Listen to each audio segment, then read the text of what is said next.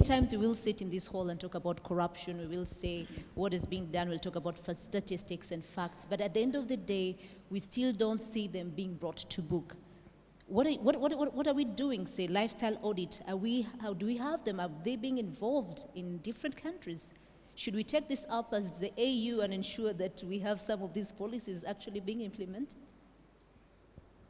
Yeah, the other perception, Fiona, is people want to see a minister arrested, a director of institution arrested, but there are also procedures to be followed, and that is the problem. The president cannot just say, I heard that you took a bribe or that you have done something wrong, and therefore I drag you to prison. There are still procedures to be followed. And therefore, the importance of law, the importance of institution, the importance of procedures are very, very important. But those things will come. The other thing we are doing is, in terms of training our youth, giving them proper training, giving them proper jobs, so that they don't fall in those traps. But all of us who stand in front of other people, who are heading institutions of governments, companies in our country, corporations, and we think we can get away with, it's not a question of just corruption, it's a question of crime. Taking things that belong to all of us for yourself, for one person, for one family. And things, when it catches up with us, we should not cry. Thank you very much. Thank you. Honorable Minister Hale Bonwe, when you made your speech, of course, you mentioned a very important thing, that it is you who have also declared your asset. I think it is one of the very important key lessons that other nations should learn, if not other public servants as well. When you talk about corruption, corruption and public service goes hand in hand. I'm sure you will agree with me. Because grassroots leaders, before you get any service, probably you give them something small, you know, so for you to grow and for you to get your business going. So how do we embrace this? How do we see that this is being embraced with other nations? We have seen the illicit flows. We have seen Honorable His Excellency Thabo Mbeki during his report. He talked about the importance of having probably an escrow account for Africa, where we have this money that has been taken abroad, being brought back to Africa to support Africans. Is that the way forward? What should be done meanwhile before we reach to that point?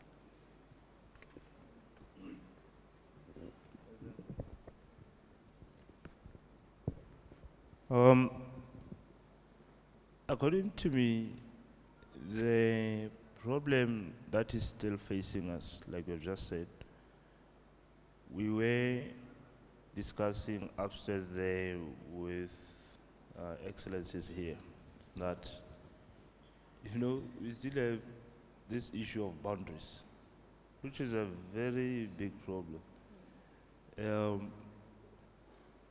If you are here, you're in Botswana here, and the next few meters away from here, you are said to be in South Africa, according to the boundaries demarcation. But what should be key is that, if I got your question well, what we should do to try and keep this corruption thing is that we should have one voice towards that, such that I don't commit something here and then cross to South Africa, such that it becomes difficult for me to be arrested from South Africa, to be brought back here. So I think we should have one approach from SADC going up to AU and then the UN. So we should actually have one approach, standard approach towards corruption. Then I think we'll get it right that way. At least that's my take on it.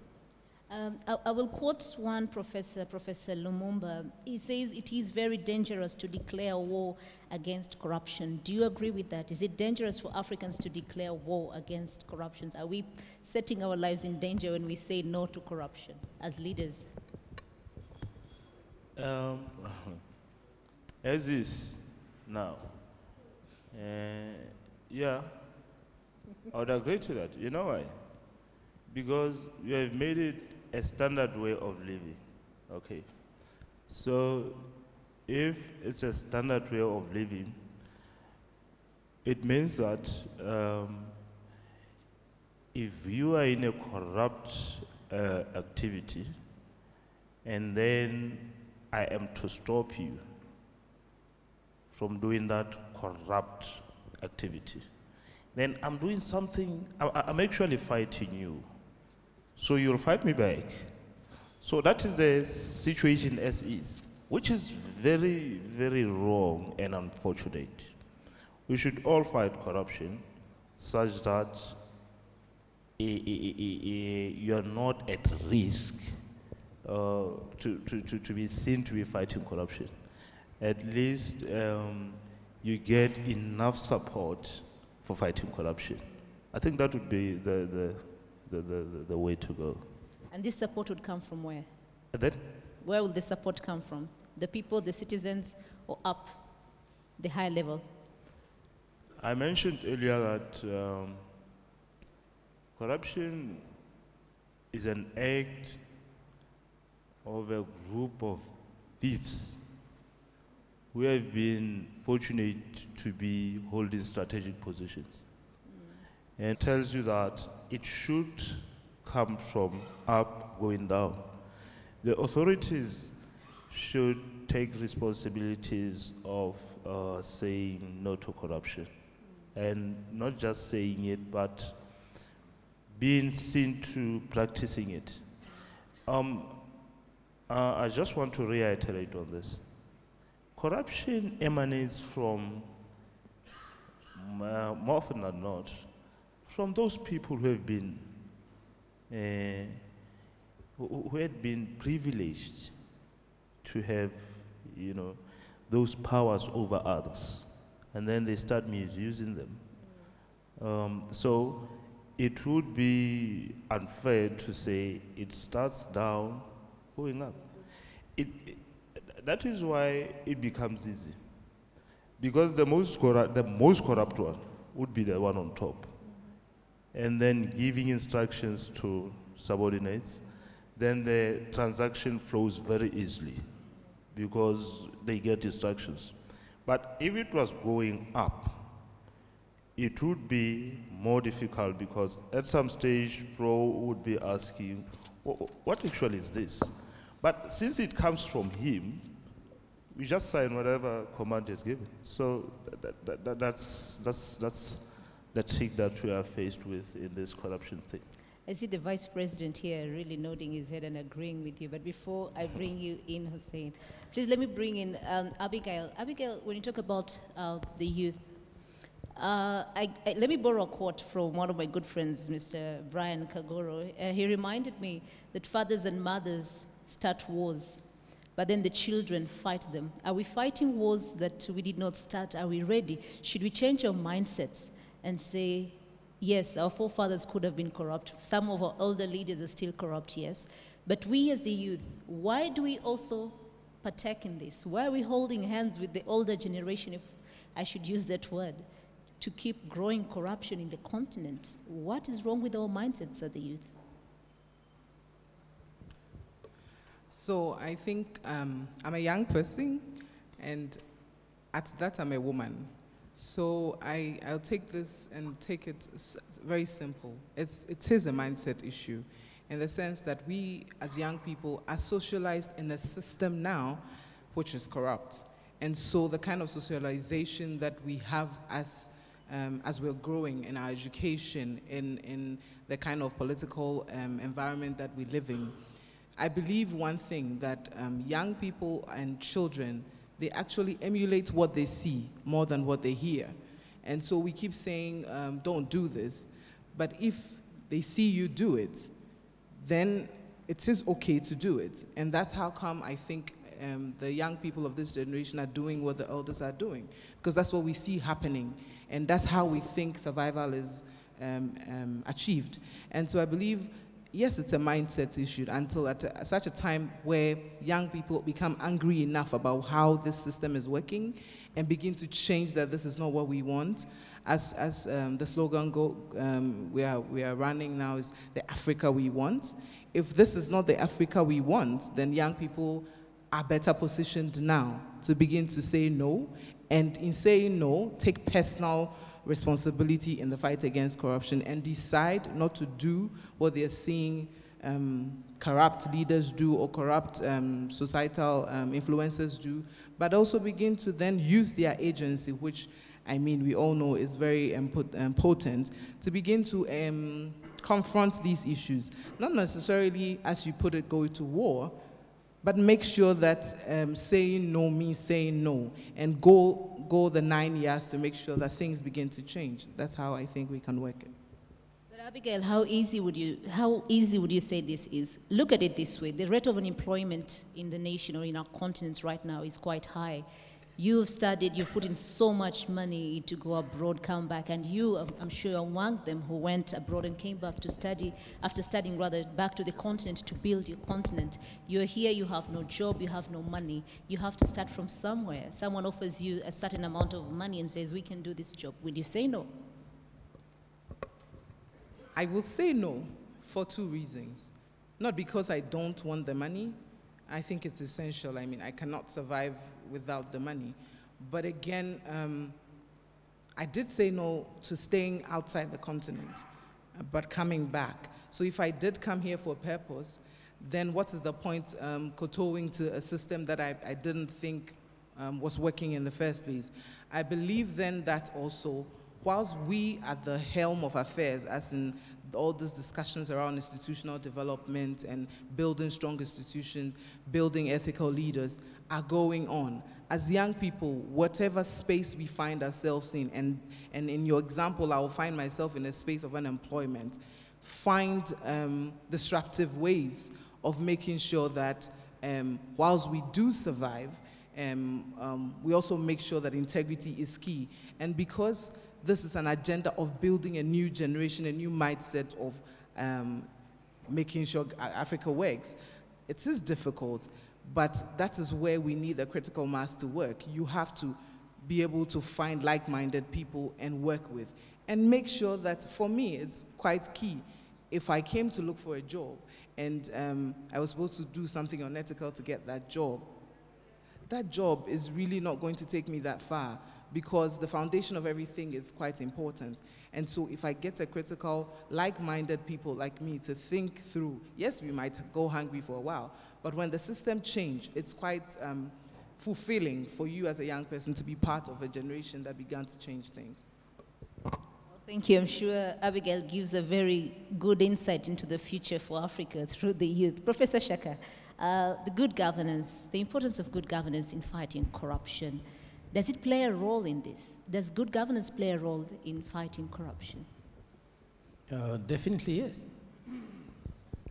Good governance and control of corruption, they are the sons or daughters of the same father or mother. When you look at good governance, you might focus on 3 things to make it understandable.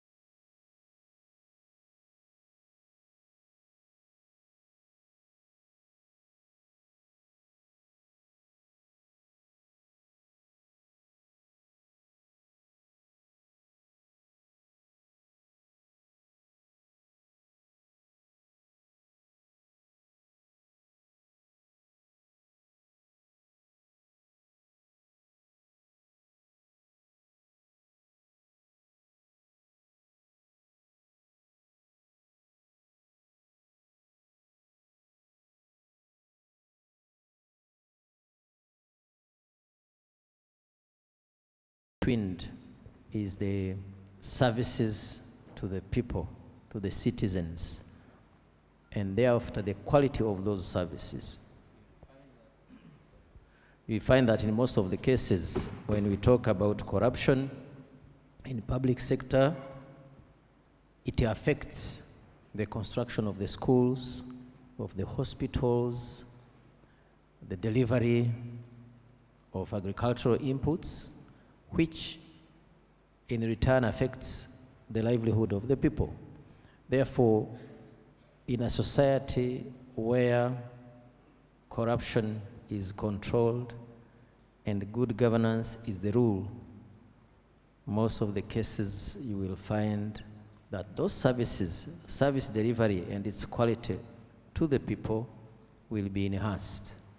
So if you have a society that is under a siege of corruption, it is almost sure that you won't have good quality of schools, good health care, and all those.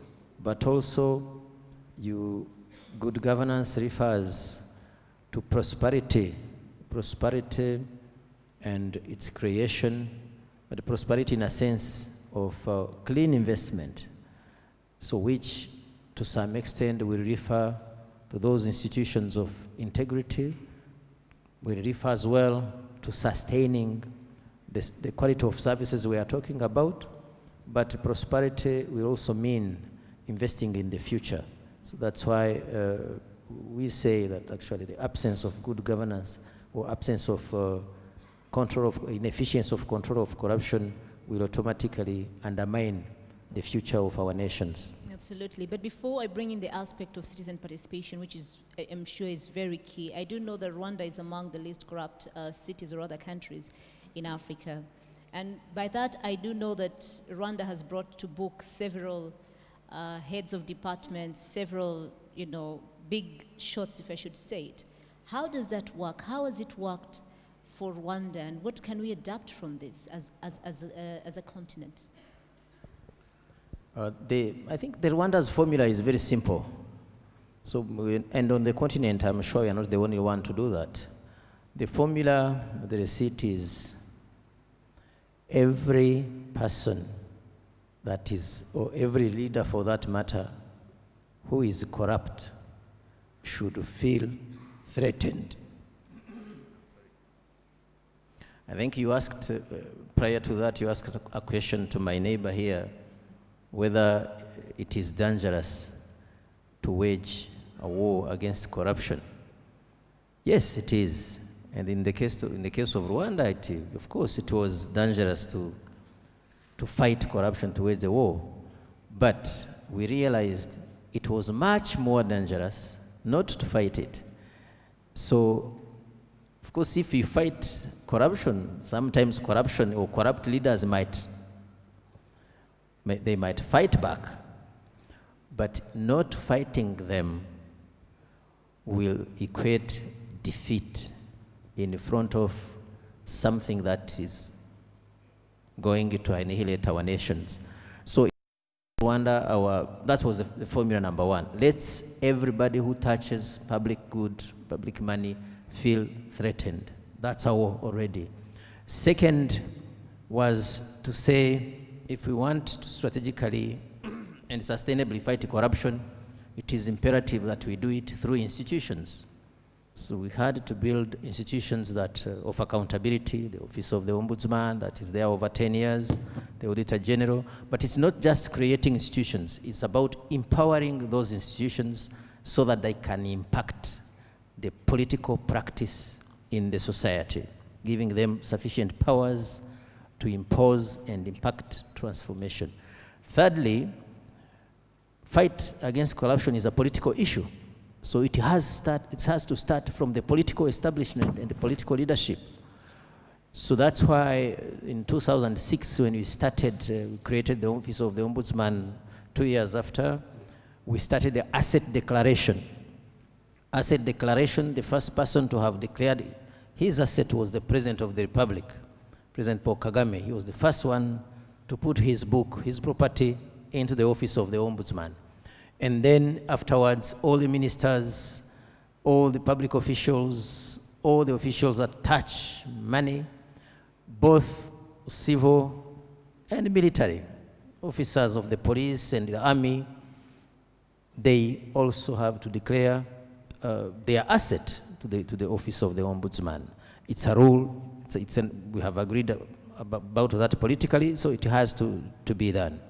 Thirdly, we said, there is a say of statisticians, they say, if you don't count, you don't count, but also if you can't measure it, you can't improve it. So therefore, if we want to improve our fight against corruption, it is imperative that we learn how to measure the status, how we are improving. So in Rwanda, as part of that institutional building and institutional strengthening, we have created, both in public and civil society, opportunities to really measure our status fighting against corruption. The Rwanda Governance Board, the institution I was working with before joining the government, the cabinet, was specialized, is still specialized in doing that, measuring the status of governance, including of corruption. But also, we moved beyond public sector.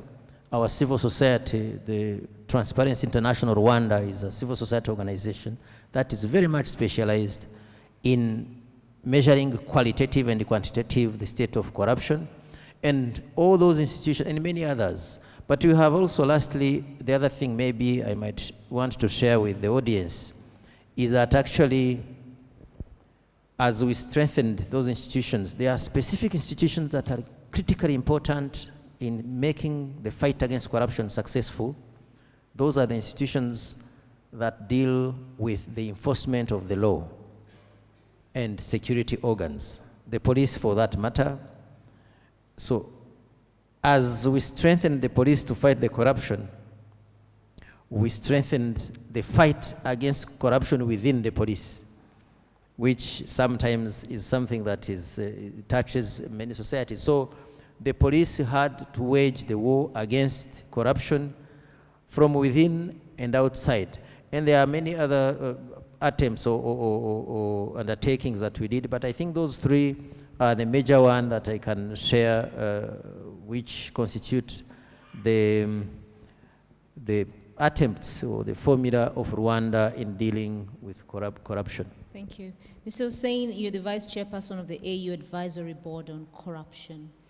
Of recent, I'm sure many of us will agree or have read one way or another that among the people, or rather among the institutions that are being reported for having corruption includes your very own institution. So when with others, what are some of the challenges that you have met while trying to talk about corruption to other nations, and how do you sweep your own house before you go out?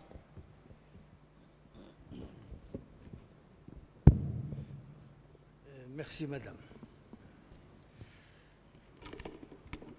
Je dois d'abord dire que nous sommes là sur la base d'une initiative du Conseil de Botswana et de l'architecture africaine de gouvernance. C'est pour ça, ce sont ces partenaires qui nous ont réunis aujourd'hui pour discuter de ce problème. Le grand problème qui se pose pour nos partenaires, c'est que nous avons un document de base, la Convention de 2003, signée par les États africains, et qui définissent d'une manière exhaustive la corruption. Une définition exhaustive de la corruption qui a des...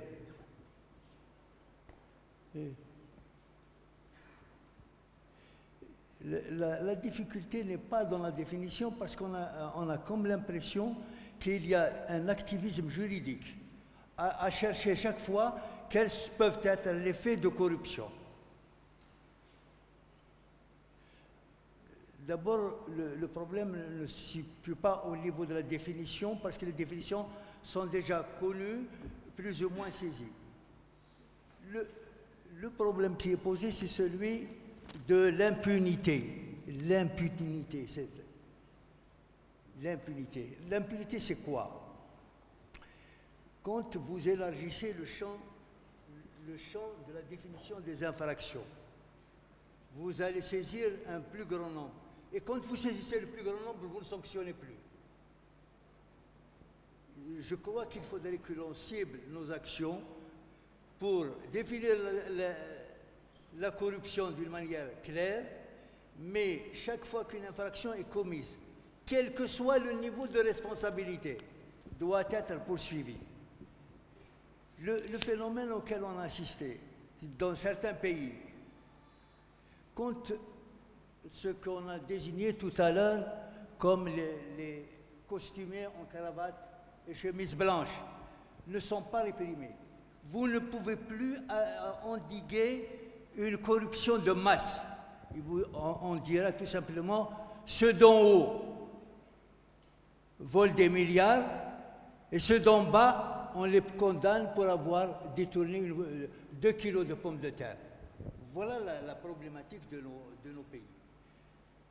Il ne s'agit pas de redéfinir les concepts de conception, ils sont définis, ils existent. Les États, dans leur pratique au quotidien, sont à des niveaux inégaux. Nous avons fait l'évaluation au niveau du Rwanda. Il y a une mobilisation générale. On a entendu toutes les institutions qui se chargent de la lutte contre la corruption. On peut même considérer qu'elles sont trop nombreuses. Et on a posé le problème de la coordination. Comment vous coordonnez tout ça? Et il y a la société civile qui est impliquée. Transparency a les portes ouvertes au niveau du Rwanda. Donc, les États, le rôle du Conseil, en ce qui nous concerne le Conseil de lutte contre... D'abord, c'est un conseiller pour les États africains. C'est-à-dire, il fait des études, il recueille l'information et conseille les États et les pays qui le sollicitent. Dans ses attributions, il a 2 missions fondamentales, la sensibilisation et l'évaluation. La sensibilisation, c'est les pays qui n'ont pas adhéré à la Convention.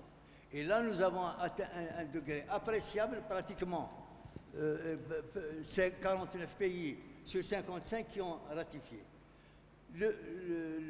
La deuxième mission, c'est l'évaluation.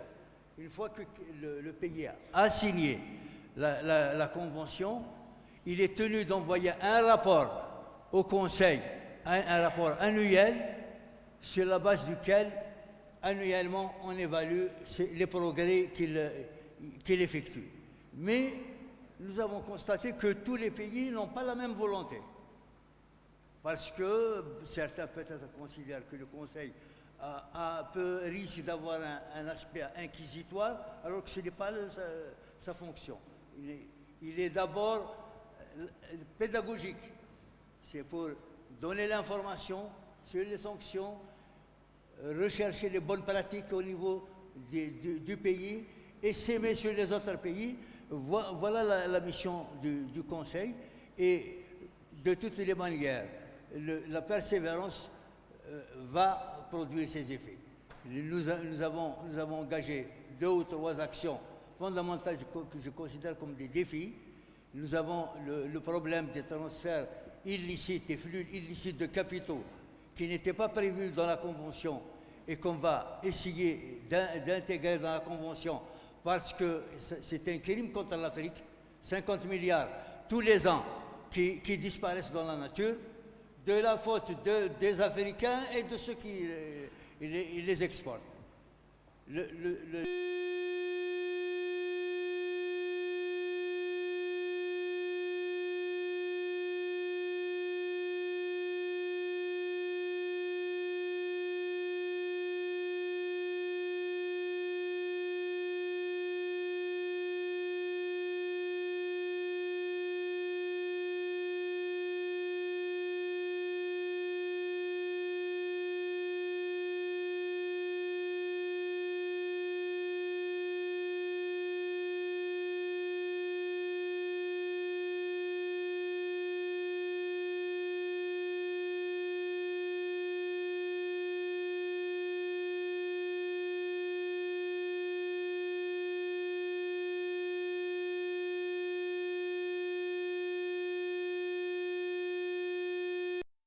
talked about the challenges that some youth face when it comes to corruption. But then, how can the youth engage in this fight? You know, what are some of the means the youth can use to fight corruption in the continent? Yeah, thank you very much for that question, Fiona.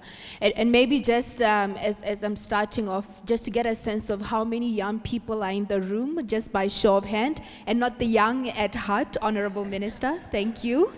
And not the African political parties youth. Let us stick to the AU definition, below 35. Great, so very few. Oh, great, a lot of young people. Amazing, fantastic. So maybe just let us start off first by giving a round of applause to AGA for engaging young people in this conversation, because that is very important. So I believe there's a lot that young people can do in Africa, in our respective spheres of influence, in our countries, and in the continent as a whole. One thing we need to realize is that as young people, many times we complain that we don't have access to power. We are not ministers, we're not members of parliament, but our greatest power is our demographic weight. And I think there's still a lot that we are not doing enough to organize effectively so that we are a coherent, a cohesive voice. And when we are organized, we're able to make our demands heard very loudly as young people. First thing I think is important that we can do is that we need to take advantage of the Whistleblower Act that exists in many of our countries as efforts to combat corruption. So many times we have an opportunity that we can report incidences of corruption at the lower levels, at the highest levels, and be protected as whistleblowers. And this is something that we as young people need to popularize. We need to raise awareness about it. We need to educate and inform our counterparts about how to go about that, and ensure that we put the voice out there for whistleblower or opportunities to report incidences of corruption and economic crime. The other important thing that I think we can do is that earlier on the President was talking about the gap in data or in research with relation to corruption, because to a large extent we still treat these cases as estimations, assumptions, and so on and so forth. So we have increasing number of young people in Africa who are engaged in academia, in research work, young people who are engaged in legal fields. So I think we can actually lend our expertise professionally in ensuring that we have sufficient database and access to information on corruption, or even that exist at the local, at the sub-regional, as well as the regional level on tackling corruption. I think it's also important for us as young people to ensure that we make relevant noises using the platforms that we have, multimedia, especially social media. As young people, we spend a lot of time on social media, on Twitter, on Facebook. Are we using the spaces that we have productively to engage our leaders? I know that, for example, in Botswana, we have our president is very active on social media, as well as our vice president and other ministers. When we have opportunities to engage our leaders, are we engaging them constructively? Are we using the platforms that we have to engage them in things that help to add value towards our efforts as a country towards good governance and progressive governance? And the other role that I think is very important that we can play as young people is that of accountability. I must say it still saddens me personally that when I look at corruption, I see it as an issue that directly speaks to human rights, and to a large extent we still leave this to goodwill, right? The goodwill of the president or the powers that be. So we have a lot of normative frameworks, declarations, protocols that talk about corruption in the continent and at local level. But a lot of these are not implemented or enforced at country level because they're not domesticated. So I think it could be our role as young people to take on the role of advocacy for domestication of these frameworks that speak to ending or fighting corruption. Why is domestication very important? When these are domesticated or they're legislated, we can be able to hold our governments accountable for implementing or enforcing them at country level. When they are domesticated, we can also, as the government, to capacitate institutions that have been set up to fight corruption financially and in other ways. And when we don't hold our leaders accountable, this is where you end up having many incidences of corruption. It's quite sad that I was reading on Twitter, somebody said, you know, the Africa we live in nowadays, it seems as though the people are more accountable to the leaders than the leaders being accountable to the people. And I think it's because we as people, as the citizenry, have allowed that state of affairs. So I think young people, we can play that essential role of holding our leaders accountable for all their promises, on delivering on all of them, and so on and so forth. Thank you, Gigi. Allow me to now go straight to the audience. Before I'm told I was also corrupt, you know, I was bribed to keep holding my panelists and having the session to myself. I'll now throw the ball to you, the audience. If you have any questions, please raise up your hand. I see, yes, I see the Auditor General of Kenya there, raising up his hand. There's a man, so please someone help me pass on the microphones. Okay, thank you. Maybe we'll start off with the Auditor General from Kenya. The microphones are just in front of you. Thank you.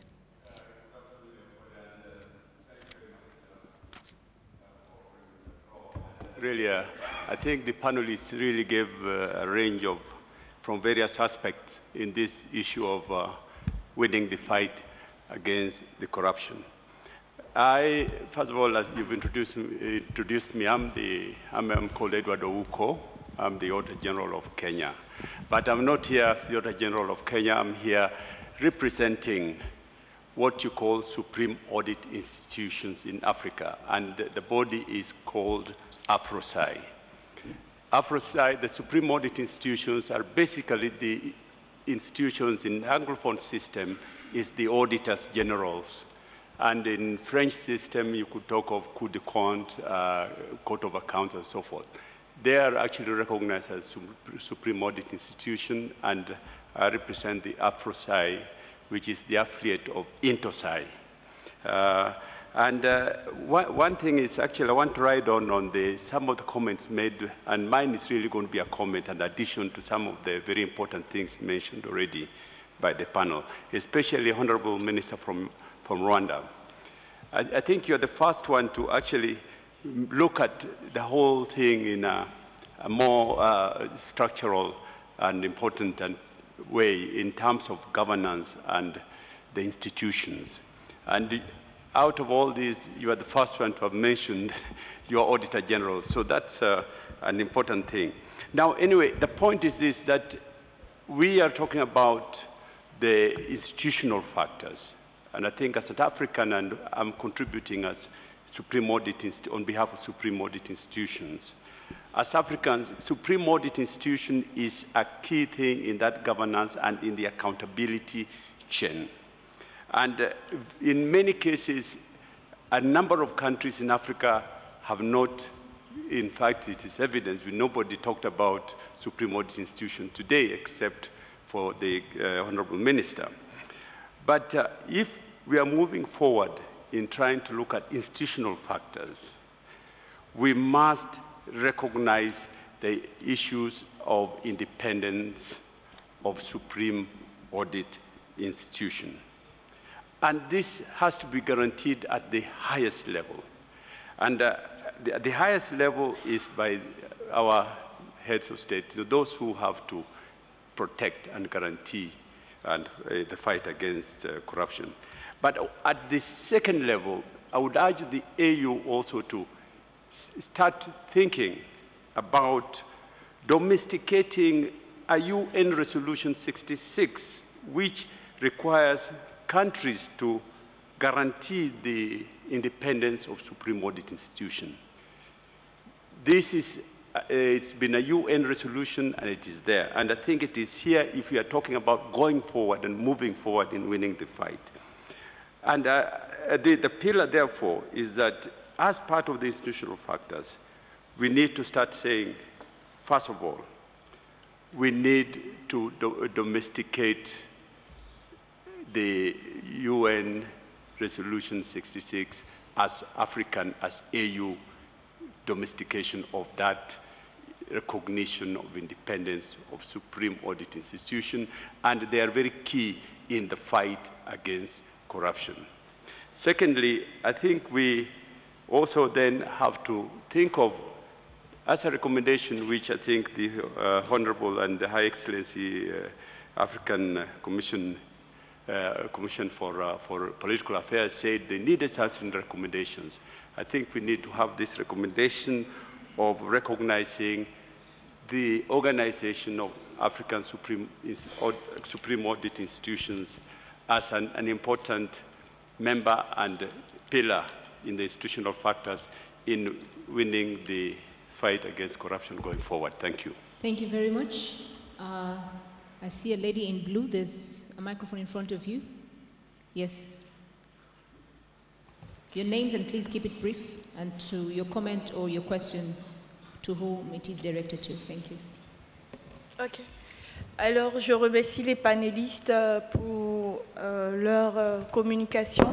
Ma préoccupation s'adresse au Rwanda et je me présente, je suis Satou Kofi Kane de Côte d'Ivoire et je souhaiterais savoir comment le Rwanda a réussi à mettre des institutions fortes, puisque je me rappelle bien, un président avait dit qu'en Afrique, il fallait des institutions fortes, et surtout dans le cadre de la lutte contre la corruption. Donc, comment le Rwanda réussissait-il à mettre des institutions fortes pour lutter contre ce fléau? Et en deuxième, il a parlé de la déclaration de patrimoine qui avait été faite par le président lui-même. Alors, comment se fait au Rwanda les déclarations de patrimoine et est-ce que le contenu de la déclaration est public? Merci. Thank you. Yes, there's next behind. There's a man in a suit in glasses. Please use the microphone in front of you. Yes.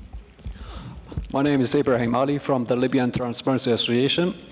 I would like to ask a question for how we can end the corruption if there's organizing crimes. If there's organizing crimes, we cannot end the corruption. So we'd like to know how can we end the corruption under organizing crimes. Thank you. Thank you. Yes, crossing over to this side. Yes, the man. Thank you, Fiona. I'm Paul Hoffman from Cape Town, representing Accountability Now.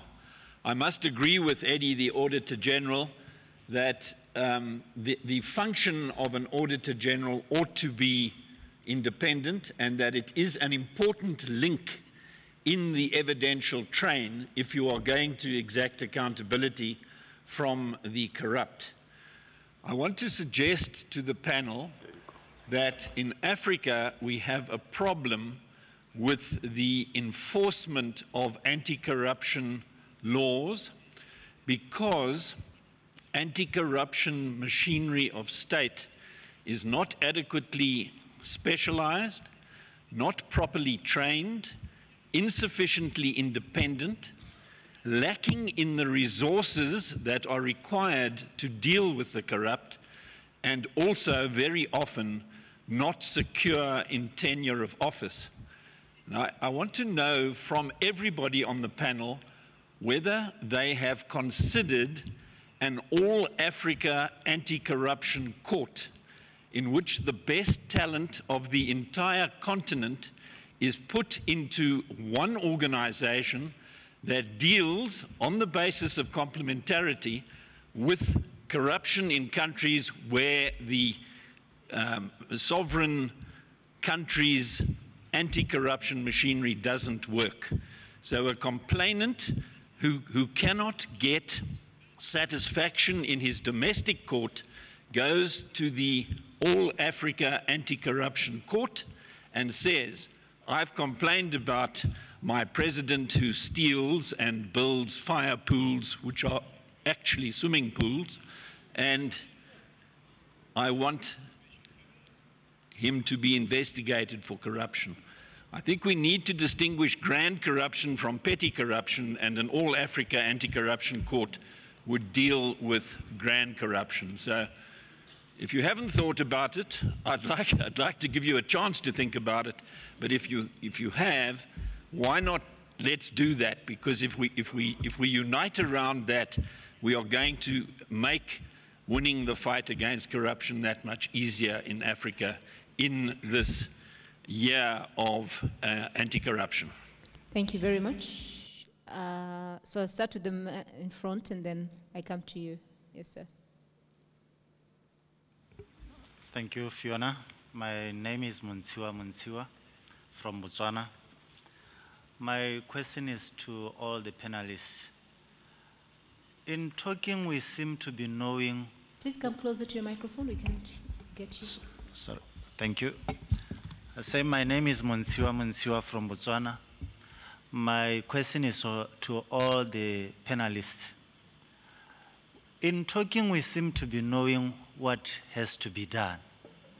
But why is it not happening? Why do we continue to see the corruption increasing? Could it be because we become formal in discussing issues of fighting corruption and we leave the undiscussables? And what are they? Thank you. Thank you very much. There's a gentleman with a bow tie. Yes, sir. Okay, my name is Coblan Messi. I am the General Secretary of WACSOF, West African Civil Society Forum, covering all the 15 countries of ECOWAS. My question, I have two questions. The first one is, what is your level of willingness to clearly involve the civil society? Because we're talking about all the high-level people, but civil society is a key component in fighting against corruption. The second one is regarding the measurement of data. You know, that measurement includes a certain level of freedom of access to information.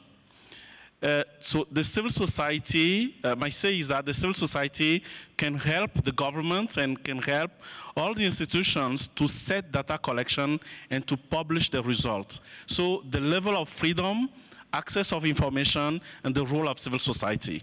Thank you very much. Merci beaucoup. Thank you. Okay, so I'll take two before we come back, then come back. Please allow me to do that. There's a gentleman. Yes, I see you. Please stand up. Yeah, that one. Yeah, use the microphone in front of you. Your names and please keep it brief. Okay. Ok, merci. Je m'appelle Mbaïbo Francis. Je viens du Tchad, ambassadeur scientifique et technologique de Tchad auprès de Next Einstein Forum. En fait, moi, avant de poser ma question, c'est surtout par rapport au texte qui existent déjà, qui ont été élaborés par l'Union africaine pour la lutte contre la corruption. Mais avant de revenir à ma question, je voulais d'abord faire un constat. La corruption, nous le parlons. Et il ne suffit pas seulement de faire de beaux discours, il ne suffit pas seulement de crier. Parce que lorsque j'ai vu le forum des chefs d'État pour la lutte contre la corruption qu'ils ont déclaré l'année 2018 contre la corruption en Mauritanie, moi je viens de l'Afrique francophone. Je vois les pratiques parce qu'il faudrait qu'on combatte la chose à un haut niveau. Il ne faut pas caresser les choses au sens du poil. Au fait, les présidents, on sait que la corruption, c'est déjà le trucage. On sait que la corruption, c'est aussi le vol. Mais si nos chefs d'État n'arrivent pas à reconnaître, et ça, je le dis et ça, je ne le masque pas, parce que lorsque à un haut niveau, ils font ce qu'on appelle le trucage, ça, c'est ce qu'on appelle la corruption constitutionnelle. Ils n'acceptent pas la transparence dans la gestion gouvernementale. Je pense qu'à ce niveau, ça serait très très difficile de gagner cette lutte qui est la corruption en Afrique. Si nos gouvernants n'acceptent pas la transparence, s'ils ne veulent pas se faire battre par les urnes pendant les élections, moi je pense que c'est à ce niveau. Lorsque eux, ils ne donnent pas de bons exemples, ça serait très loin pour que nous, également, et ça c'est un mauvais exemple, donc ça c'est à un haut niveau que je le dis. Et ma question va sur le texte, sur les conventions de lutte contre la corruption en Afrique. C'est édité par l'Union africaine. Il est beau de dire des bons mots, mais l'application, je ne sais pas, la question s'adresse à tous les panélistes. Qu'en est-il des textes édictés par l'Union africaine sur la lutte contre la corruption? Et qu'est-ce que l'Union africaine fait comme mesure d'accompagnement pour l'application de ces textes? Merci.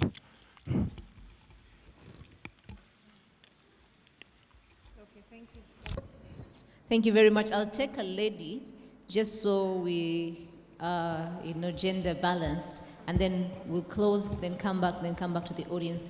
There's a lady at the back. Yes, I see you, please. Yes. Thank you. Yeah. Thank you. Hijab, yes. Thank you, distinguished guest, for this insightful panel. My name is Karima Ghanem. I'm president of the International Center for Diplomacy from Morocco. Certainly, the Rwanda case is very interesting. You have set up institutions and a mechanism to fight corruption. My question, have you noticed an increase in the percentage of the people who report about corruption in Rwanda? And what are the legislative measures you have made to protect their identity? Thank you. Thank you very much for your questions. Please allow me to come back to my panelists, and then we'll come back for a second round of questions. We've had many comments and questions. I'll probably start off with the most high level. Francis, one asked a question here. I'll start off with the Vice President because it involves high level officials, and he says, governments are not transparent. When you're talking about elections, we see governments being part of the people who are rigging elections. This is corruption.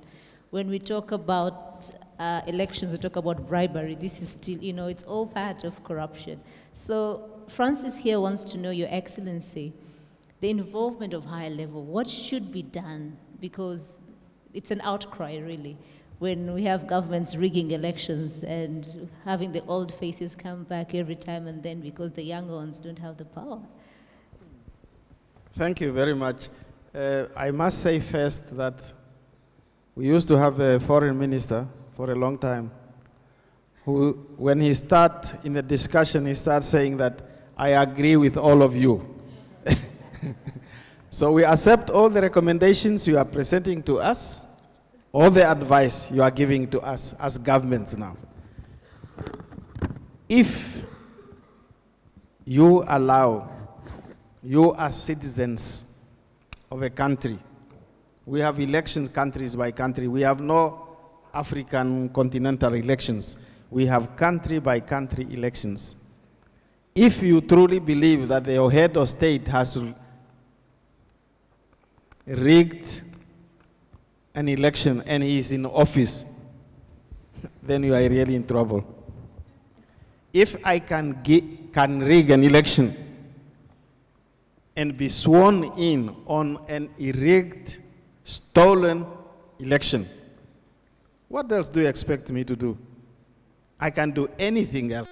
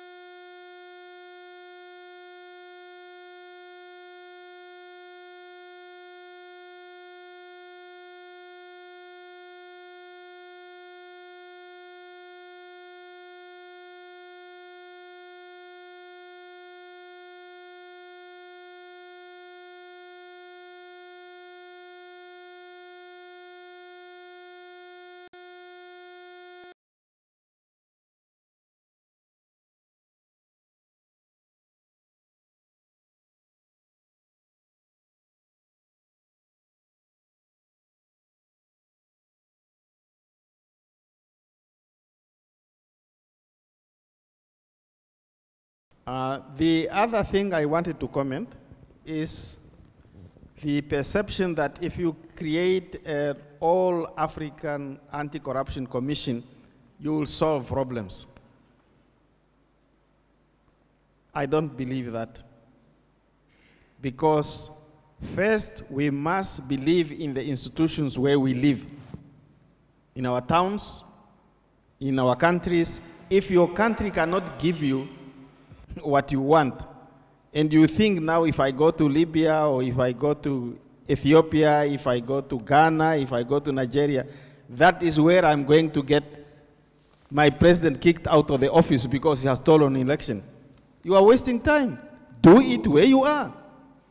That is my understanding. Thank you very much. Thank you, sir. But before you put your microphone down, maybe you can also comment on the very anti-corruption. He talked about the anti-corruption court because he believes if it's not working in your country, you can take this issue up to the anti-corruption court, which can be anywhere in Africa. And that's, is that a solution? Good. Is that a solution, having the anti-African, the anti-corruption court, sorry? We have many courts. We have even international courts of justice, international court, criminal court, and other things. That is a different procedure. Just follow the legal procedures. We cannot talk about that we should create other courts and other courts and other courts. Courts do exist, and we need to utilize them. If that is the concept, then my understanding is cancelled. Thank you. Hussein, you had to jump in. Merci. Je voudrais apporter un complément en ce qui concerne la corruption et la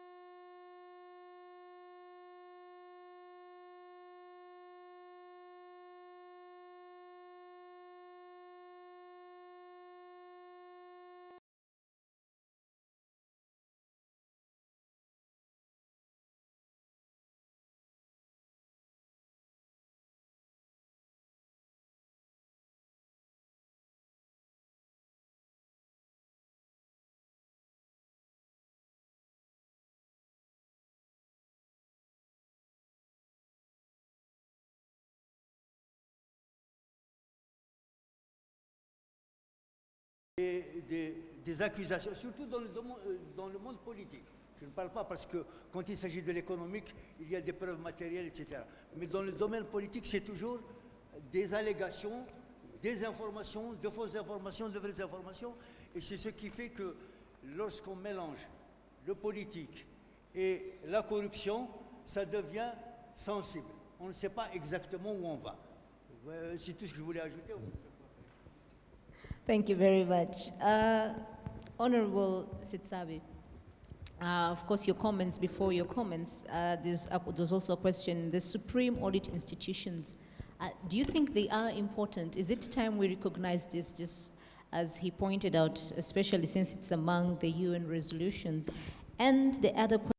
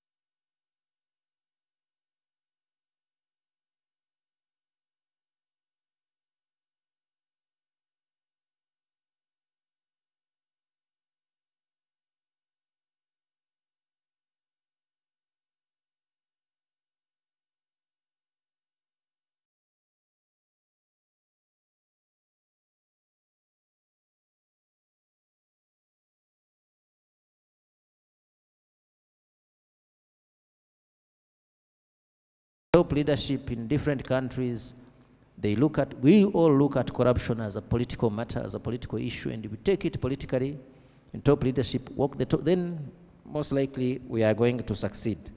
Unless we do that, probably we'll be strong in narratives and discourses, but in performance, we'll have what we have. Lastly, there was a question about the whistleblower, reporting about corruption. And I think there was also about numbers, the increase.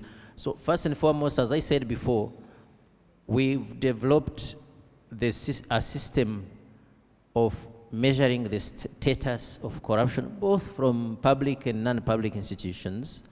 So what we do is comparing notes. So what we see, of course, there are some trends that the more you do sensitization about corruption and its danger and all that, the more you have reporting about it. And there are sometimes tendency that the more people will be unsatisfied. So you have to keep increasing the standards. That's from the academic perspective. But we know at least where we were 5 years ago, maybe not 10, where we are.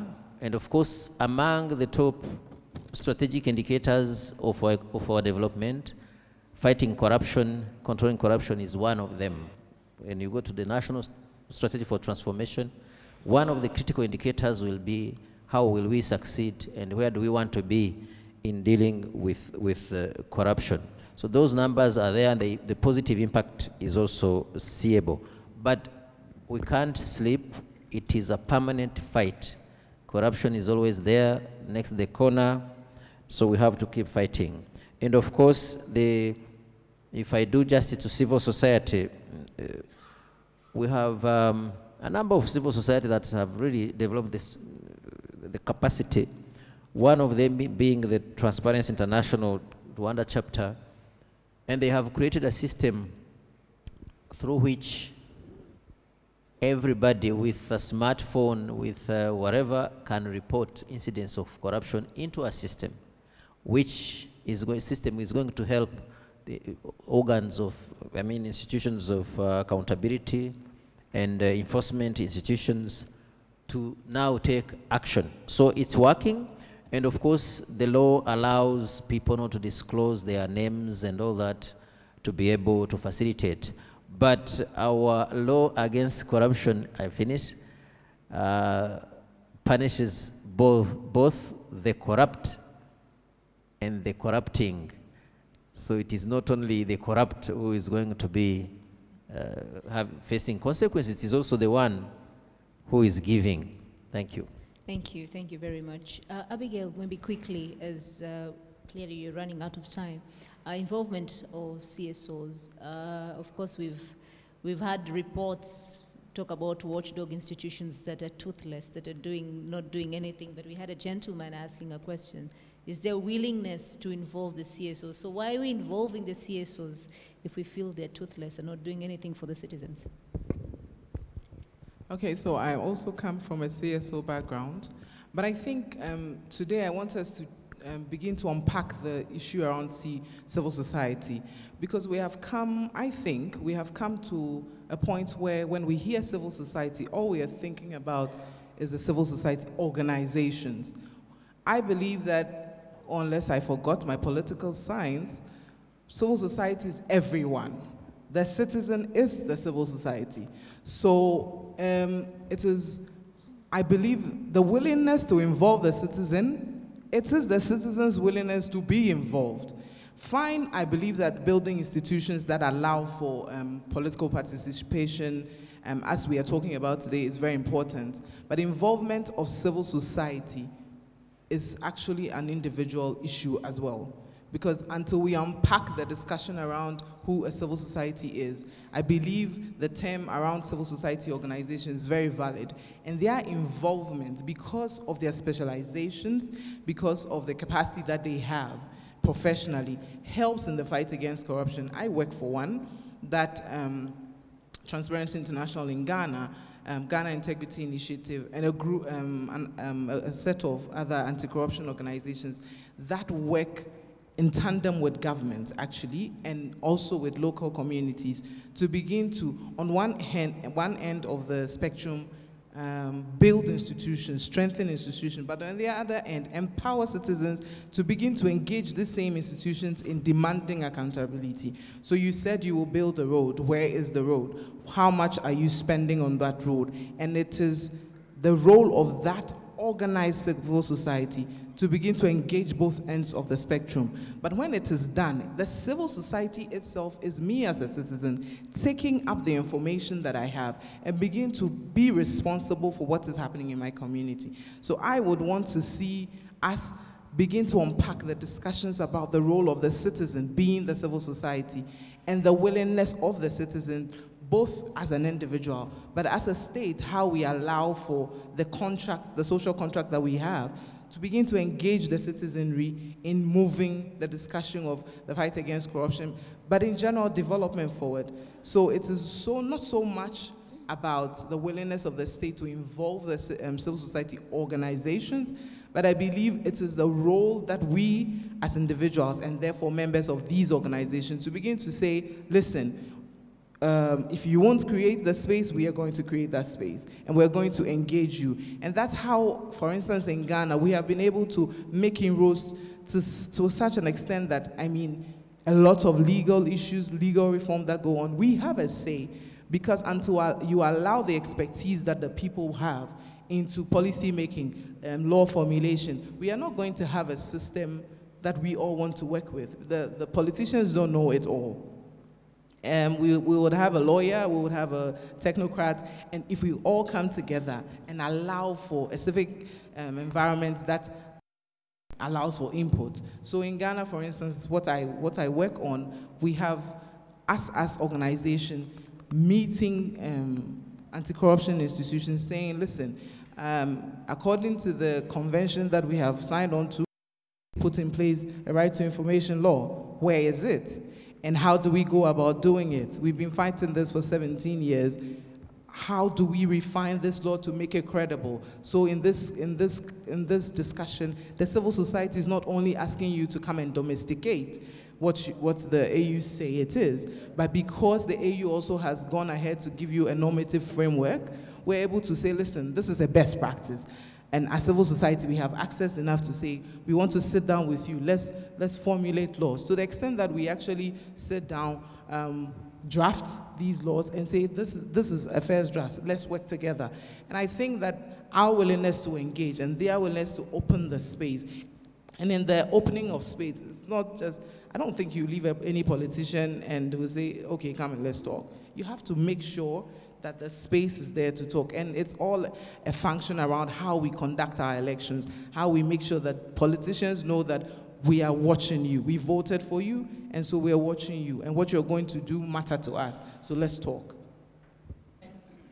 Do you think we're using it right? Are we fighting corruption from the grassroots? Are we taking up the space that we really want to fight corruption? Yes, thank you very much, Fiona. So in responding to you, I'll also tackle 3 of the questions that came up. And then to end off, I'll just share about the tech innovation, simply because Honorable Shaka mentioned the digitization of anti-corruption in Rwanda.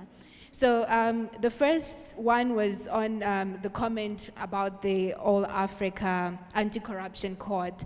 And I think this is a great idea, and I would like to personally say I endorse it. I'm not a very powerful person, so I'm not sure how much my endorsement weighs here, but I'm sure there are many powerful ears here that are listening to that and would also support that.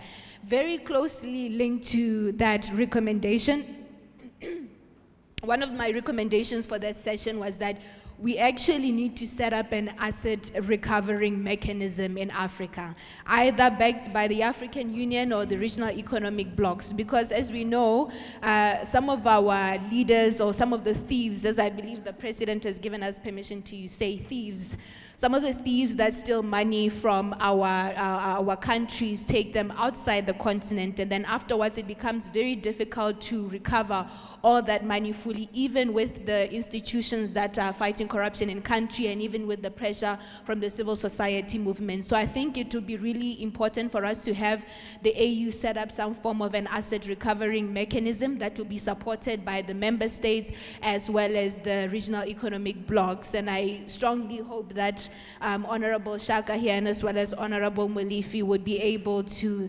somehow get our leaders to really put this forward at the next AU Heads of State meeting. And then the second one that was coming from Remunziwa, that we're always talking about what needs to be done. It seems like we all know what needs to be done, but we are all not doing the right thing. I think it just goes to show that the political as well as the technocratic will and commitment is very low.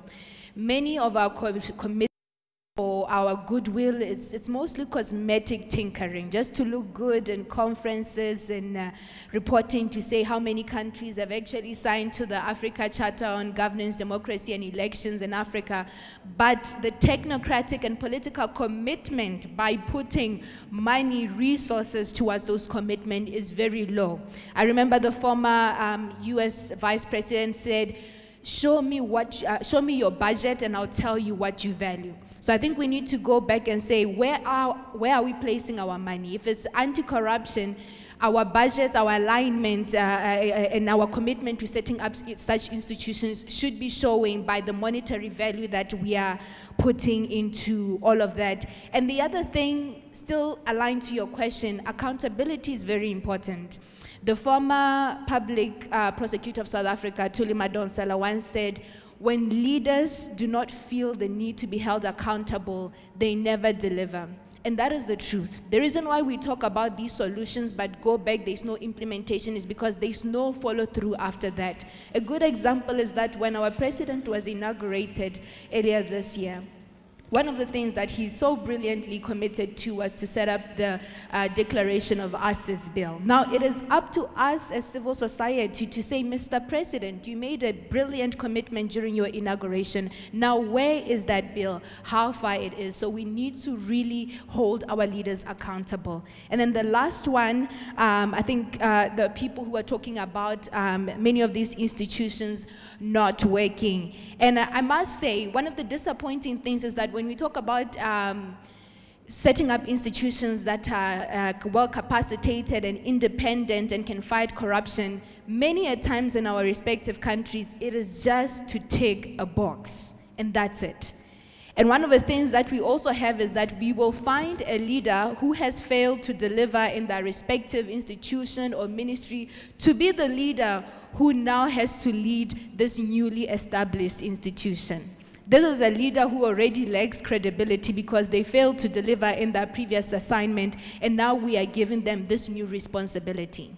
Many of our countries have a challenge of governance deficits, and it means that when we set up these institutions, unless we address the governance deficits, those institutions are also going to inherit the same problems.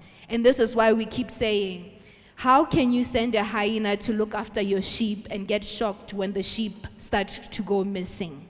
So we need to really question the credibility, the good governance, and even the goodwill intention behind setting up these institutions so that it's not just cosmetic and just ticking off the boxes. And then lastly, tying it to what Abigail was saying about civil society role and efforts, but also Honorable Shaka was talking about how they're digitizing anti-corruption efforts. One of the things that we do is that I run an IT company in Botswana, and what we do is that we specialize in developing artificial intelligence board platforms. And these are board platforms that are able to perform a lot of functions that would not be humanly possible. So we've gone to the Independent Electoral Commission in Botswana. IEC is relevant because, as many of you might be aware, we're going into elections very soon. And we set up a board platform for them to invest in that would help in addressing a lot of concerns, a lot of questions about voter registration and so on and so forth. So I'm also proposing, I believe Repa Lady is in the room, Thank you very much. I'm also proposing that we would like to help develop a board platform for DCEC to help you with reaching out and engaging to Botswana on issues of corruption and economic crime. Thank you. Thank you very much, Inji. So my panelists have agreed to give. All those in favor say A. Just kidding. So I'll start off. Okay. So let's start off with these two ladies here. Yes, ma'am. I see your hands. Yes. I'll start up with you. Yes. Please keep it brief because we really run out of time. Your name, yes. There's a microphone in front of you. Can I use this one? Okay, okay, thank you. Is it you first? Okay, you can speak.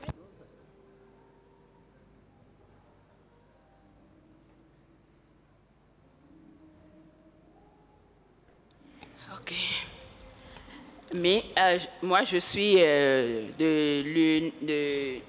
du Conseil consultatif de l'Union africaine sur la corruption. Mais je n'interviens pas en tant que membre de l'Union africaine. J'interviens globalement. Et mes commentaires s'adressent à tout le groupe de panel. J'ai noté quelques points forts ici. Il y a des mots et des expressions fortes telles que le poisson qui pourrit par la tête. J'ai noté également l'insuffisance du point de vue institutionnel. J'ai noté la force du pouvoir. Pas le temps, j'irai vite. Le poisson qui pourrit par la tête.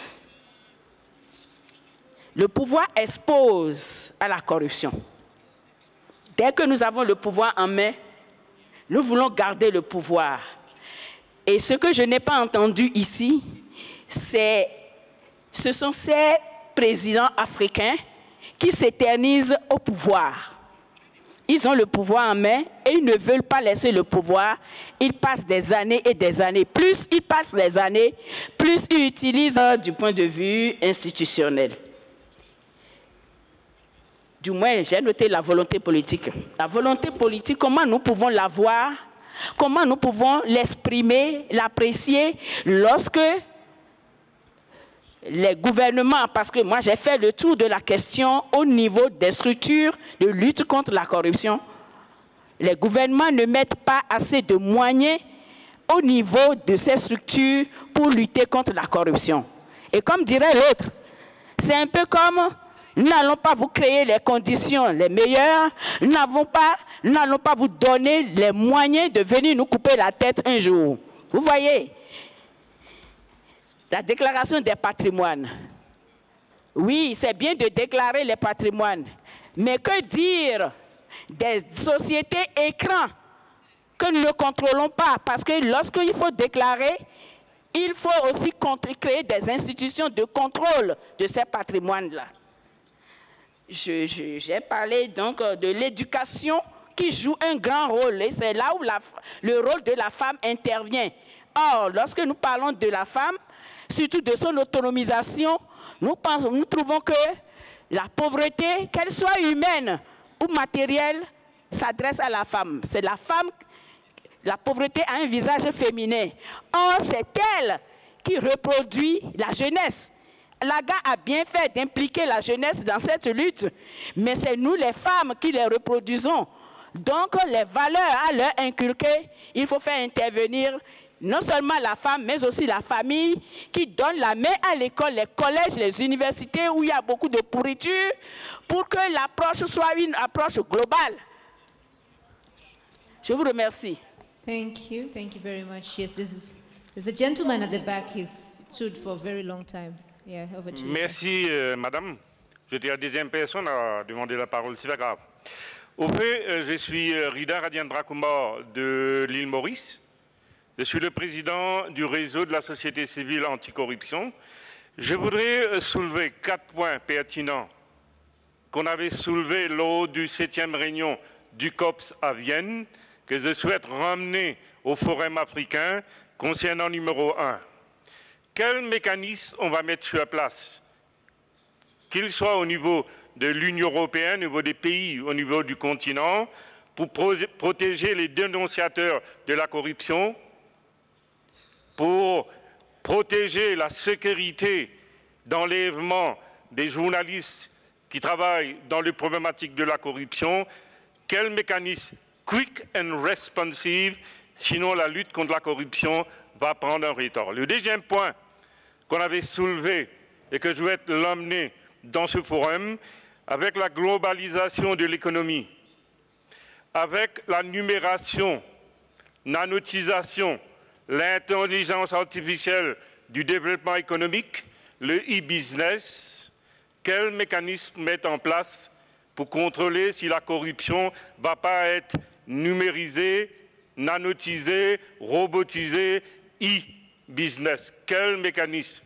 Et le quatrième point qu'on avait soulevé à Vienne, c'est la corruption, le blanchiment d'argent à travers ce qu'on appelle le e-gambling, le match fixing, ce qu'on appelle le e-betting.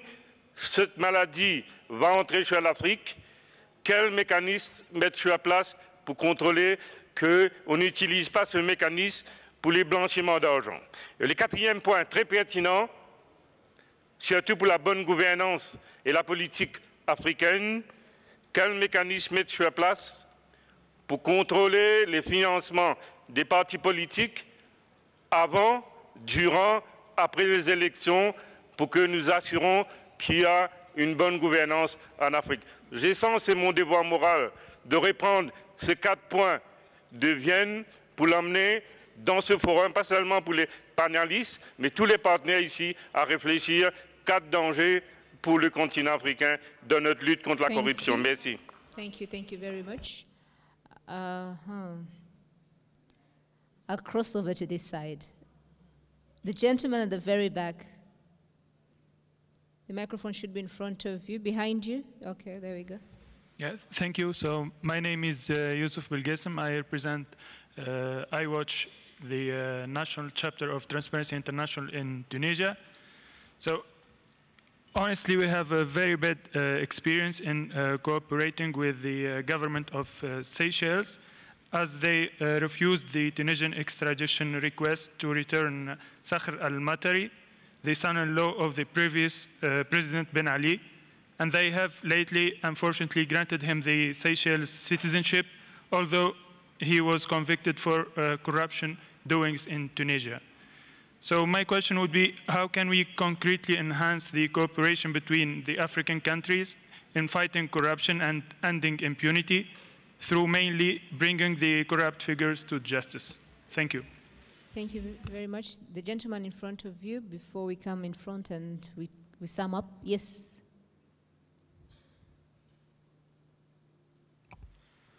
Thank you. I just wanted to raise the issue of youth. I am 2 years left to leave the youth category, so I definitely represent the age group.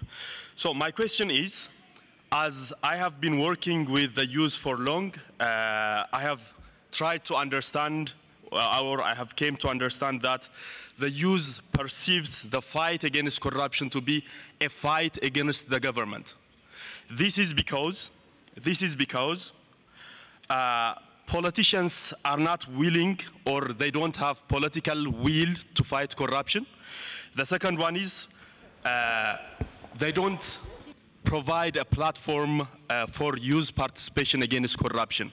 So due to this reason, in the different platforms of training and dialogue platforms that we organize in Transparency International and Ethiopia, most youth try to reflect their discontent in a way that fighting corruption is similar to fighting the government. So, government officials, what is your commitment towards bringing the youth into a collaborated fight against corruption for real, and to have a real commitment and pure motive towards the fight against corruption? Thank you. Thank you very much. So, there's a lady up here. I skipped you from the AU, yes. Okay, thank you. There's a question that was asked. We are doing everything. Like there's an indication that 40 member states have ratified and 49 have signed the convention. So why is it the fight has not been won? It takes two things. The first is the issue to do with the promulgation of comprehensive legislation to combat corruption.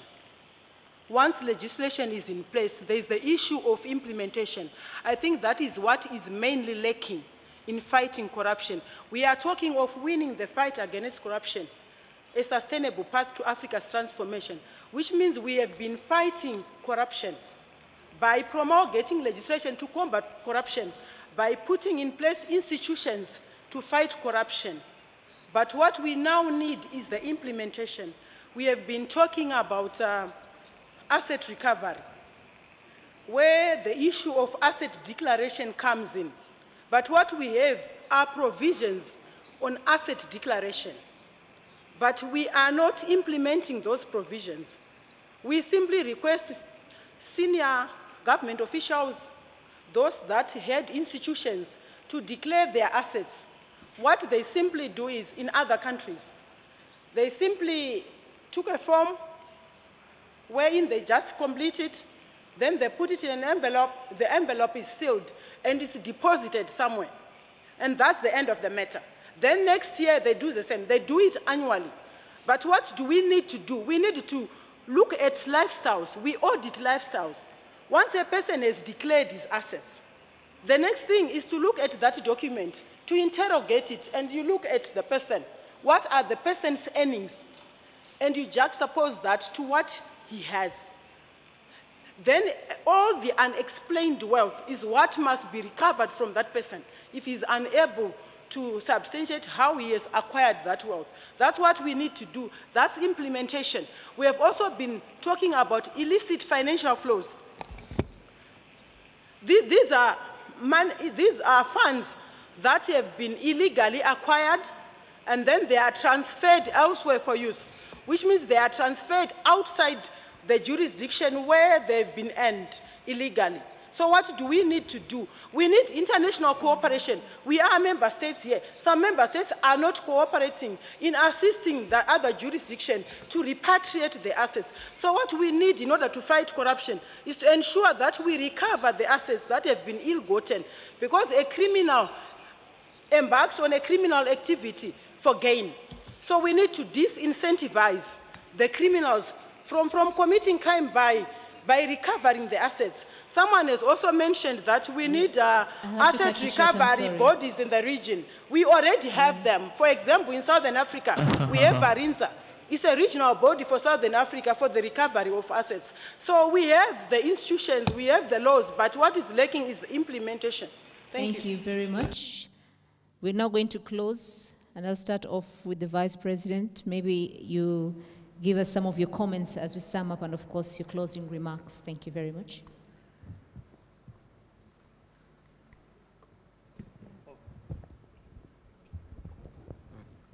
Thank you very much. As I said before, we are getting some good clues and some good indication how to handle some of these matters. That is good. The issue of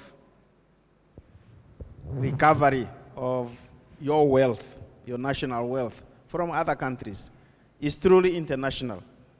Because money from Southern Africa does not move to West Africa or East Africa or vice versa. It moves to centers, financial centers, London, Paris, whatever, whatever. Okay? So the international engagement of all of us is very, very important. That's why the global approach to fighting corruption is essential, truly essential. The issue of involvement of youth and engagement by politicians of the youth is definitely very, very important. By the way, no political party can win an election without the support of the youth. we too, in our own organizations, we have the youth. And we have to work together. So no, I don't know any political organization which does not have the Women's League or the Women's Wing. So it is an all societal issue. The issue of auditing lifestyle. You know the cars we drive before we are elected. You give us the cars for the office, and when we leave those offices, we leave back. We give you back your cars. So it is not very difficult to audit us as politicians. The issue of illicit financing outside, basically any politician who is running or part of the government and his or her money, in this case, is his. The lady will not take her money abroad. Is not worthy of being a leader in that country. Really. Our houses must be in our countries. Our children must go to school in our countries.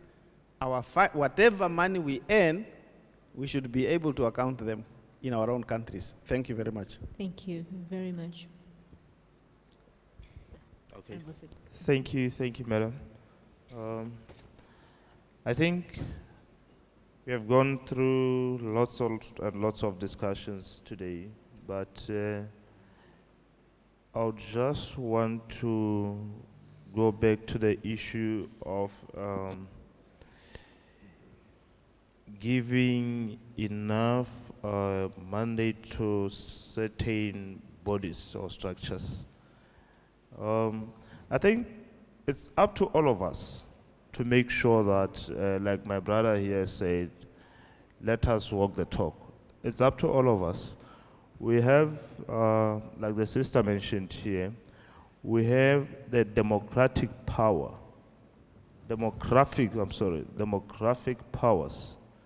to fight this corruption. Because as we are discussing here, we are getting close to the point where we can say corruption emanates from here. So I think with the democratic powers that we have, it is up to all of us to go back to the drawing boards and stop pointing fingers at certain individuals whom we can demographically remove.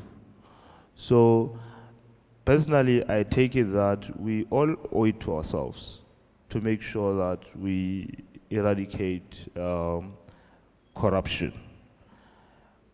I think a lot has been said.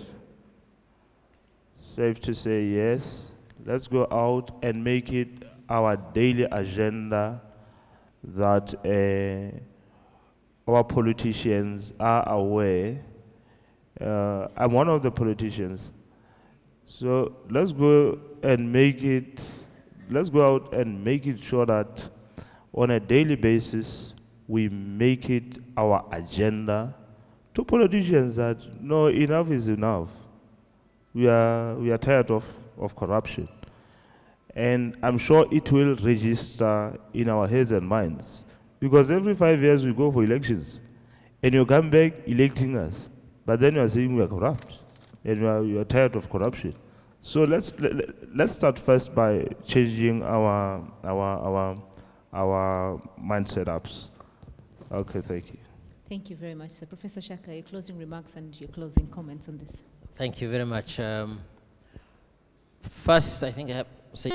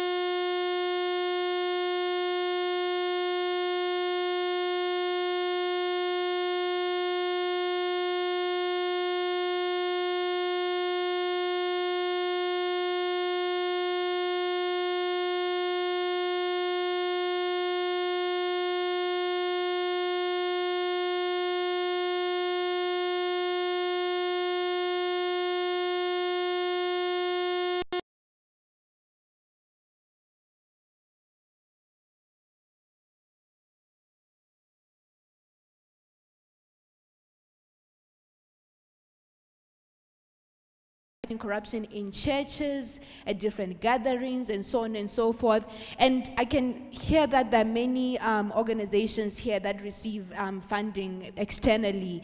And I know that we spend a lot of effort, resources, and energy in mobilizing resources for foreign aid. And I wish we could spend that much effort, resource, and energy in investing in fighting corruption in the continent. And in that way, we will be able to capitalize on domestic resource mobilization and not have to go for aid, for requesting for aid. So we as young people, we are available and willing to work on this with you. Treat us as partners, not a problem to be solved. Thank you. Thank you. Thank you very much, Gigi. Hussein? Merci, madame, de nous donner la parole. Et je crois qu'il ne faudrait pas qu'on termine par des notes pessimistes.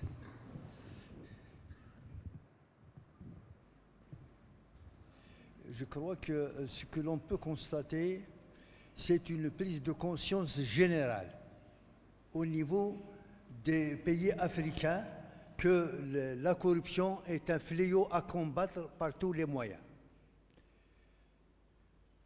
Pour preuve, les chefs d'État au plus haut sommet, dans leur réunion l'année dernière, ont décrété, ont décidé que l'année 2018, c'est l'année africaine de lutte contre la corruption.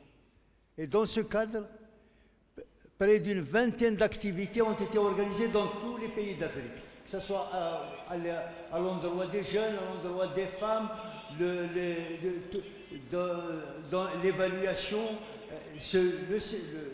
le regroupement d'aujourd'hui, la réunion de toutes les institutions nationales de lutte contre la corruption qui s'est tenue au mois de septembre. Donc nous avons réalisé un certain nombre de choses et je crois qu'il y a une prise de conscience générale et ce n'est pas le moment de se décourager, il faut avancer et je pense qu'on réussira à réduire ce fléau. Merci. Thank you very much. Abigail. Okay, so my year of experience in the 2018 year of fighting corruption has been very educative and informative indeed. And I want to thank AGA and the African Union for the great many conversations that have gone on, because I've been in the regional consultations for youth and the just ended pre-gender forum and the conversations around unpacking youth's role and the women's role in the fight against corruption. So thank you for the opening of spaces and for the discussions that have come up. I'm taking a lot of away, and I realize that leadership, institutional strengthening, working on enforcement of laws is definitely the way to go in the fight against corruption. And I believe we should continue to do this in our countries on the continental level. What I'm saying is that while we continue to belabor this point everywhere we go, in every meeting, in every boardroom, in every decision-making opportunity that we have, we are in 2018, and institutions and leaders have continued to fail us in the fight against corruption, because systems are still not working in some of our countries, if not all of our countries. And so inroads have been made, but we still have Afrobarometer results saying, people saying the perception of corruption around in their countries are very high. And so I believe it's about time we turn the lens to ourselves as citizens and begin to open up the discussion around corruption, make it an everyday conversation. And so let's talk about corruption and anti-corruption issues in our homes. Let's begin to teach our children differently. Let's go to church and let church leaders and let in the mosque and the religious spaces begin to openly discuss these uncomfortable discussions around corruption, actually building on issues, calling it what it is. So it's sexual harassment, let's talk about it. It is stealing, let's talk about it. It is vote rigging, let's talk about it. Let's give the names that corruption in its many forms, that the manifestation of corruption, let's begin to talk about it in the very specific spaces that we have. The citizen, we as citizens, need to take up this fight as a personal thing. And I think it is the only way now to go. So we will put it together institutions, we will build systems. But if the citizens are not at a point to engage, to begin to call to order, to demand accountability, there are issues there. And I believe as we leave here, let's just get out of the boardrooms for once and begin to go to our social spaces, our homes, our churches, our schools. Let's begin to make corruption an everyday conversation. I want to use the 2015 and 2016 elections in Nigeria and Ghana respectively as examples. When the citizens began to make corruption an issue, a political issue, the political parties had no choice but to begin to say our manifestos need to reflect what we want to do in the fight against corruption when we come up. And so political anti-corruption or corruption became a political issue. And it was tied into voting because, like it or not, we have politicians on this platform. You really are concerned about winning elections. And so if you want to win an election and I'm telling you, what are you going to do about corruption? If you're able to have a very frank conversation, you begin to give us commitments around what you want to do. And then when you come into power, I am democratically empowered enough to say, listen, you said you would give us an RTI law, as happened in Ghana. Where is it? And so now we're engaging government, give us the law. The onus is on us as citizens to begin to push the political elite to do what we want them to do. Because if they don't, then don't let us vote for them. I think that's where the crux of the matter is. Well, thank you very much. Like she summed it up, let's walk the talk, let's play our roles and not wait for others to play our roles. Please give a round of applause to my very able and distinguished panelists. Thank you very much. I hand over back to you, Ibrahim. I see you're already here. Thank you. All right, thank you very much. Distinguished guests, ladies and gentlemen, shall we put our hands together once more for the very brilliant panel? Your Excellency, Vice President of Namibia, thank you very much. Honorable Minister from Rwanda, thank you very much. Deputy Minister from Lesotho, thank you very much. The Vice Chair of the AUABC, Ms. Goguntulajan Paladi, Abigail Jima, and of course our very able moderator, Fiona Mbabazi. Thank you very much. We will now release you with thank you for a very good evening. Cocktail is set, and from here we will be proceeding to the marquee. As you walk out of the hall, on your left is the venue for the cocktail, generously hosted by the government of Botswana. We thank you very much, and we hope that after all of that we've had today, we will spend the evening reflecting and also enjoying the hospitality of the good people Botswana. Thank you very much. Further announcement as to going back to the hotels and all of that will be provided at the cocktail.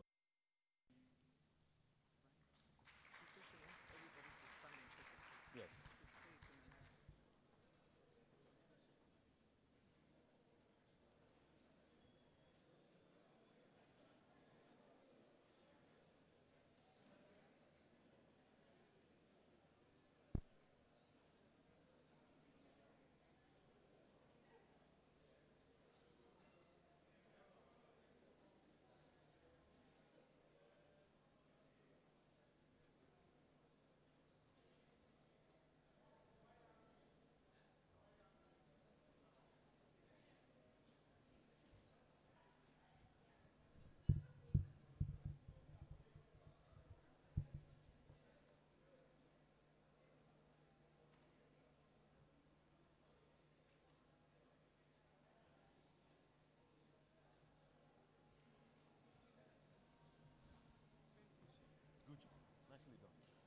Beautiful rapport. Sorry, my dear. I mean, we were on time because it was supposed to be 2 hours. Yes, and we did very well.